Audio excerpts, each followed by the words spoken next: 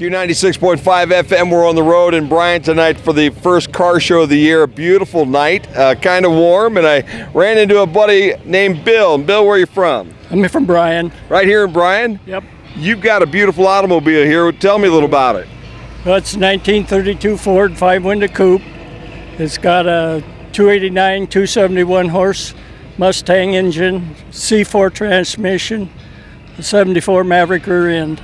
Holy mackerel. So it's not exactly what Henry Ford put out on the road or what he envisioned to put on the road. Oh no, if he'd have done it right the first time, we wouldn't have had to redo it. Exactly. If he'd only known. What do you think Henry Ford would be thinking right now when he would walk down the streets of these car shows and see all these automobiles redone like this? I don't think he could believe it for what he started out with and what the talented people do now. It's unbelievable and unremarkable. It really is remarkable. I agree with you. Tell me a little bit about this. You told me you'd had this car for 50 years? 57 years. Oh my gosh. I bought it. It used to sit down on Wilson Street in behind the old Post and Dawson building.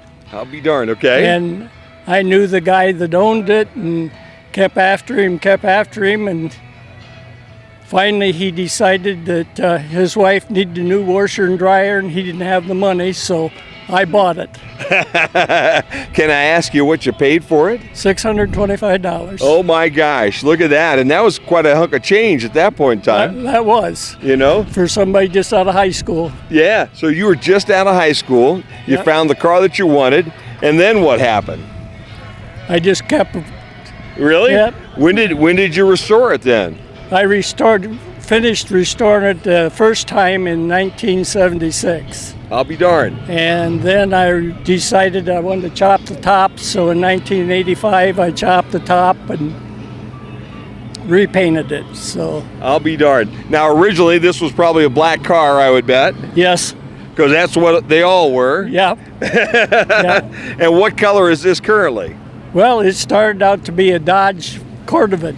Okay, all right. And then we started playing with it, added a little more metallic. When we added the metallic, it lightened it up too much, so we added black to darken it up. So it's a custom I'll be darned. paint. And when you say we, you and who else helped you?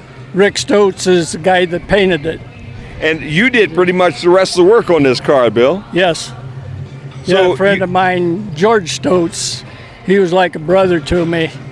And we worked together. We built 5 of them. Really? Over the years until his death. And this is the last one left. I'll be darned. Where'd the other 4 go, and where are they now? Well, one's in Hawaii, one's in Florida, one's in California, one was in Dayton, and I don't know where the other one went. I'll be darned. And one is right here in Bryan, Ohio here tonight, which is wonderful. On the inside, it looks a little more like a modern automobile, Bill. Yeah, I've got tilt, cruise. I don't have air, but I got 260 air. Yeah, roll down the windows and go 60 miles an hour. Right. That worked back 57 years ago, and it works now. It works now. It really does. Do you get this out quite a bit in the summertime? Yeah, I do. I drive it every chance I get. And I always go to the Nationals, which is in Louisville. And there's about 10,000 cars there, so it makes a nice weekend. Boy, it does, and it makes a nice appearance when you take it wherever it is. And we really appreciate your sharing it with us here today, Bill. Well, thank you. Thank you.